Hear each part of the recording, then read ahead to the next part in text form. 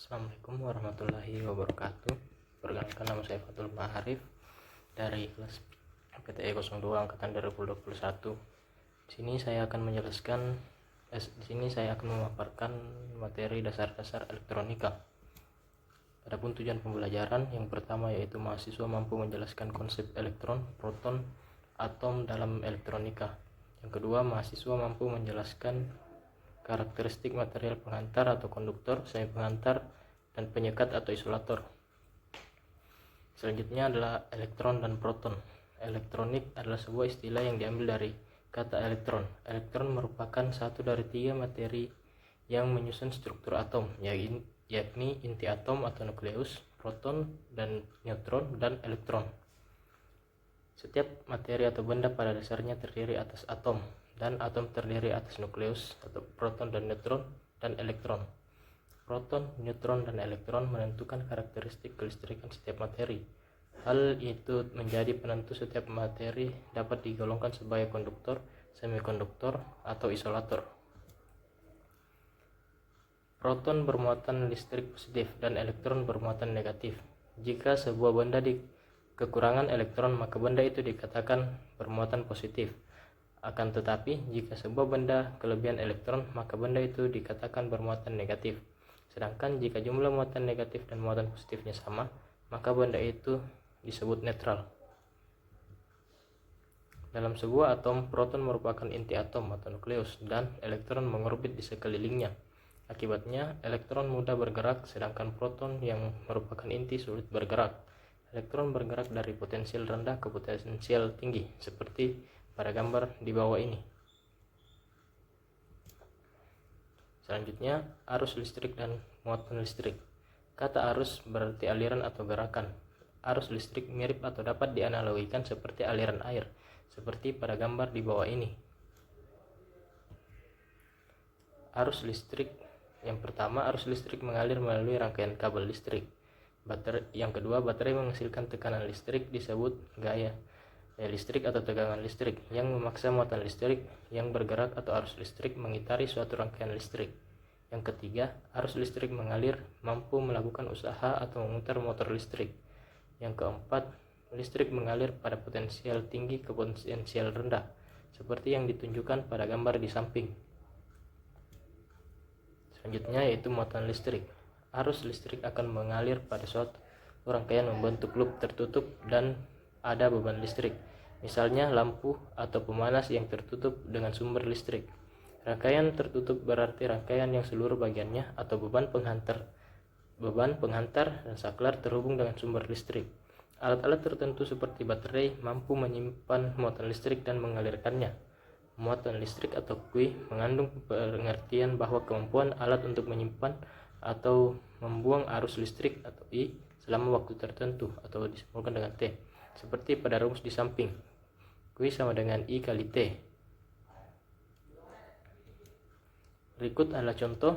Jika arus listrik 3 ampere mengalir pada rangkaian selama 120 mili detik, hitunglah jumlah muatan listrik yang dipindahkan dari sumber listrik ke beban. Diketahui I sama dengan 3 ampere, T sama dengan 120 mili detik atau sama dengan 120 kali 10 kurang 3 S yang ditanya adalah Q. Jawabannya Q sama dengan I kali T sama dengan 3 kali 120 kali 10 kurang 3 sama dengan 0,336 C.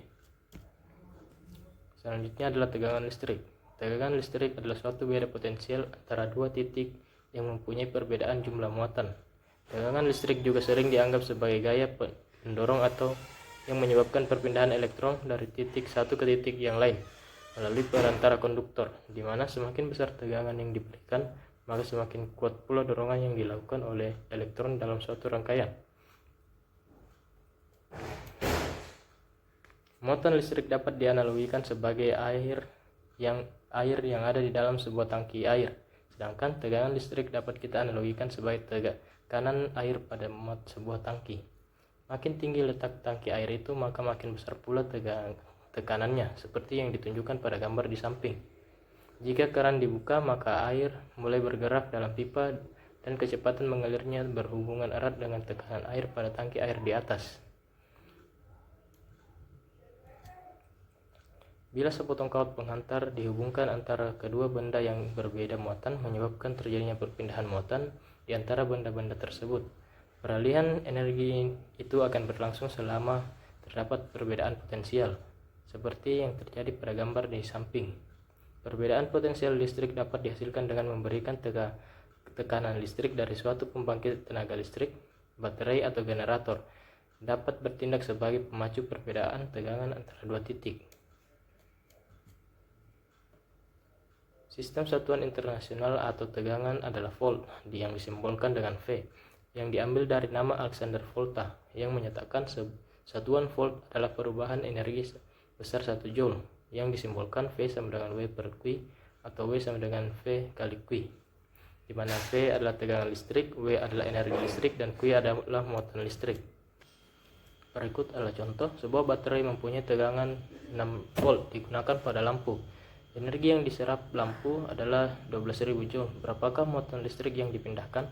Diketahui V sama dengan 6 volt, W sama dengan 12.000 joule. Yang ditanyakan adalah Q. Jawabannya Q sama dengan W per V. 12.000 joule dibagi 6 volt sama dengan 2000 coulomb. Selanjutnya adalah hukum Ohm. Pada tahun 1827, George Simon Ohm, ahli fisika Jerman yang hidup antara tahun 1787 sampai 1854, melakukan percobaan untuk menentukan hubungan antara kuat arus atau I dan tegangan atau V, sehingga menemukan pernyataan bahwa arus listrik I yang mengalir pada hambatan atau resistor sebanding dengan tegangan yang diberikan pada hambatan tersebut dalam kondisi suhu ruangan dijaga konstan. Hukum Ohm sangat sederhana dan sangat berguna untuk menganalisis suatu rangkaian listrik. Persamaan Ohm juga mudah digunakan untuk mencari tegangan dan arus. Misalnya, ingin diketahui arus listrik, tegangan arus, atau nilai resistansi yang belum diketahui pada suatu rangkaian listrik. Gunakan trik berikut dengan cara menyusun V, I, dan R dalam bentuk segitiga transposisi seperti diilustrasikan berikut ini, di mana V sama dengan tegangan listrik atau volt, I sama dengan arus listrik atau ampere, dan R adalah hambatan listrik atau coulomb. Berikut adalah sebuah contoh. Sebuah lampu pijar dihubungkan pada tegangan 127 volt dan dialiri arus listrik sebesar 1,5 ampere. Berapa besar resistansi lampu? Diketahui V sama dengan 127 volt dan I sama dengan 1,5 joule. Yang ditanyakan adalah R. Dimana cara menjawabnya adalah R sama dengan V per I. 127 volt per 1,5 ampere sama dengan 84,7 ohm. Selanjutnya adalah penghantar listrik. Penghantar adalah suatu benda yang digunakan dalam teknik listrik atau elektronika untuk mengalirkan arus listrik dari sumber listrik ke beban listrik. Setiap bahan memiliki susunan atom yang berbeda. Letak proton pada setiap bahan tidak sama dan tidak teratur. Elektron selalu mengelilingi proton karena antara proton dan elektron ada gaya tarik. Besarnya gaya tarik ini tergantung pada jarak antara proton dan elektron. Bahan yang dipakai dalam teknik listrik dan elektronika dapat digolongkan menjadi 3, yaitu konduktor atau penghantar, isolator atau pengikat, semikonduktor atau setengah penghantar. Yang pertama, konduktor atau penghantar. Konduktor merupakan suatu bahan yang dapat menghantarkan listrik. Bahan penghantar mempunyai banyak elektron-elektron bebas sehingga dapat dengan mudah dipengaruhi keadaan sekitarnya. Seperti yang ditunjukkan pada gambar di samping, elektron-elektron bebas ini dapat meninggalkan daya tarik proton apabila mendapat pengaruh dari luar berupa tegangan listrik, pukulan, panas. Tegangan listrik ini menyebabkan elektron bebas bergerak atau mengalir. Aliran atau gerakan elektron ini mengakibatkan arus listrik. Berikut adalah contoh bahan-bahan konduktor. Pada umumnya bahan penghantar atau konduktor ini terdapat dari logam karena hampir semua logam dapat digunakan sebagai penghantar listrik. Misalnya tembaga, besi, perak, krom, nikel, dan sebagainya. Dari sekian banyak logam atau umum dipakai sebagai penghantar dalam teknik listrik dan teknik elektronika adalah tembaga murni. Untuk keperluan tertentu dipakai juga kawat dari aluminium, bronze, atau besi. Selain bahan logam, juga arang dan semacam zat cair mengandung zat asam atau garam dapat dialiri listrik. Berikut adalah bentuk-bentuk bahan konduktor. Yang pertama, jenis konduktor bentuk padat. Secara umum, penghantar listrik yang dipergunakan kebanyakan berbentuk padat dan terbuat dari logam, misalnya aluminium, seng, timah, dan lain-lain. Penghantar yang terbuat dari bahan bukan logam juga ada, seperti arang, karbon, dan granit. Bentuk-bentuk bahan konduktor yang kedua, yaitu jenis-jenis konduktor cair. Ada dua macam penghantar arus listrik yang berbentuk cair, yaitu yang pertama, adanya gerakan elektron-elektron bebas melalui penghantar dan disebut sebagai penghantar elektronis. Umumnya bahan penghantarnya dari logam atau paduan logam dan granit atau arang. Yang kedua, penghantar disertai oleh reaksi kimia dan oleh gerakan zat-zat melalui penghantar cair dinamakan penghantar elektronis atau ionis. Penghantar yang dipakai bentuk cair disebut elektrolit atau suatu cairan yang dapat menghantarkan listrik. Umumnya merupakan larutan asam basa atau garam. Untuk elemen kering atau baterai, cairan dipadatkan sehingga menyerupai bubur. Aliran arus di sini ialah gerakan bagian-bagian yang disebut ion-ion dalam larutan elektrolitnya. Berikut adalah sifat-sifat bahan konduktor. Yang pertama, daya hantar panas. Daya hantar panas sifat ini ialah kondisi yang dapat menyatakan jumlah panas yang melalui lapisan bahan dalam waktu tertentu. Bahan atau benda yang memiliki daya penghantar panas yang tinggi adalah benda jenis logam, dan daya hantar panas itu tadi dinyatakan dalam bentuk satuan kPa per jam derajat Celcius. Yang kedua, daya hantar listrik. Arus yang mengalir pada suatu penghantar akan mengalami hambatan dari penghantarnya. Adapun besar hambatan tersebut tergantung jenis bahannya. Besar hambatan tiap-tiap meternya dengan luas penampang 1 mm kubik pada temperatur 20 derajat Celcius disebut dengan hambatan jenis. Yang ketiga, koefisien temperatur tekanan. Dalam suatu bahan akan mengalami perubahan volume bila mana terjadi perubahan temperatur. Bahan akan memuai apabila temperatur suhu naik dan akan menyusut apabila temperatur suhu mengalami penurunan. Yang keempat, daya elektrotermo. Daya elektrotermo dalam rangkaian listrik akan selalu mengalami perubahan pada setiap daya elektromotorik termo. Hal ini apabila terjadi perubahan kondisi suhu. Yang kelima, kekuatan tegangan tarik. Kekuatan tegangan tarik sifat ini memegang peranan yang sangat penting, yakni digunakan apabila terjadi pendistribusian tegangan tinggi. Yang keenam, koefisien suhu tahanan. Bahan akan memuai apabila benda pada suhu yang tinggi akan menyusut apabila temperatur suhu menurun. Yang kedua adalah isolator atau penyekat. Bahan penyekat atau isolator adalah jenis bahan yang sulit menghantarkan listrik. Hal ini disebabkan oleh bentuk struktur atomnya. Elektron terikat kuat oleh proton atau intinya, seperti yang ditunjukkan pada gambar di samping. Elektron dapat terlepas dari ikatan intinya apabila tegangan dari luar jauh lebih besar daripada daya tarik intinya, yaitu dengan memberikan tegangan listrik yang sangat tinggi. Berikut adalah contoh bahan-bahan isolator. Isolator terbaik adalah isolator yang mampu mengisolir listrik atau panas sampai tidak terjadi kebocoran aliran. Salah satu contoh isolator terbaik adalah karet. Bahan ini sangat baik mengisolasi listrik maupun panas. Dalam penerapannya, isolator sering digunakan secara bersama dengan konduktor. Pada kabel listrik, isolator berfungsi untuk membungkus kaut tembaga atau konduktor agar tidak terjadi sengatan atau arus listrik.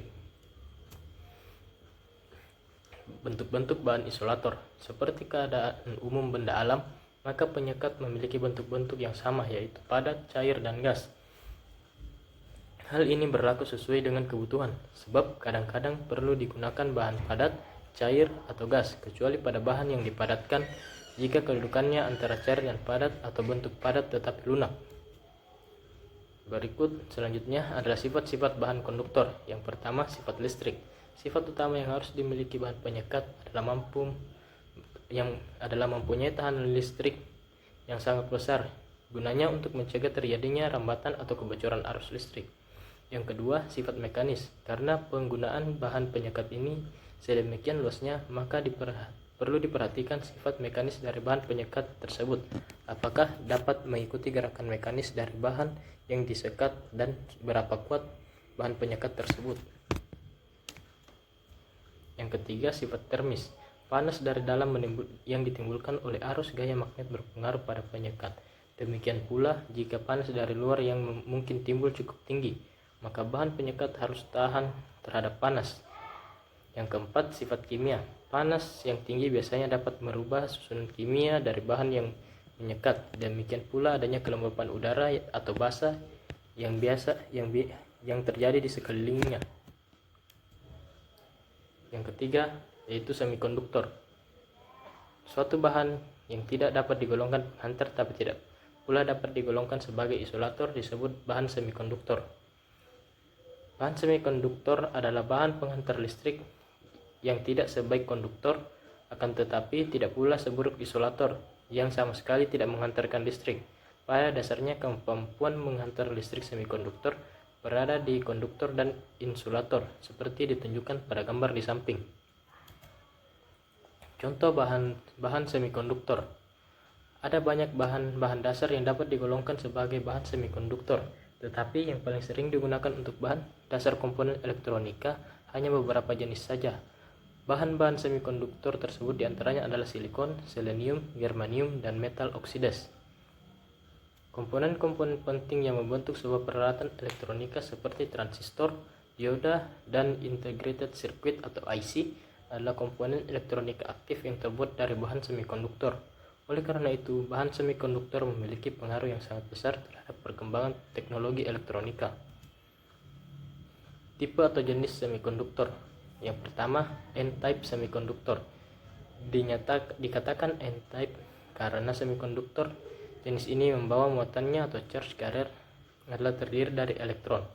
Elektron adalah bermuatan negatif sehingga disebut dengan tipe negatif atau N-type.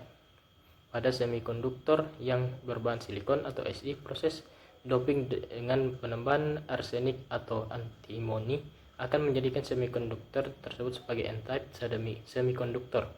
Terdapat dua pembawa muatan atau charge carrier dalam N-type semikonduktor, yaitu elektron majority carrier dan hole sebagai minority carrier. Yang kedua, P-type semikonduktor. Dikatakan P-type karena semikonduktor jenis ini kekurangan elektron atau disebut dengan hole. Ketika pembawa muatannya adalah hole, maka semikonduktor tersebut merupakan semikonduktor bermuatan positif. Pada semikonduktor yang berbahan silikon atau Si, proses doping dengan penambahan indium akan menjadikan semikonduktor tersebut sebagai P-type semikonduktor. Dua pembawa muatan yang terdapat dalam P-type semikonduktor adalah hole sebagai majority carrier dan elektron sebagai minority carrier. Sekian presentasi saya, kurang dan lebihnya mohon dimaafkan. Assalamualaikum warahmatullahi wabarakatuh.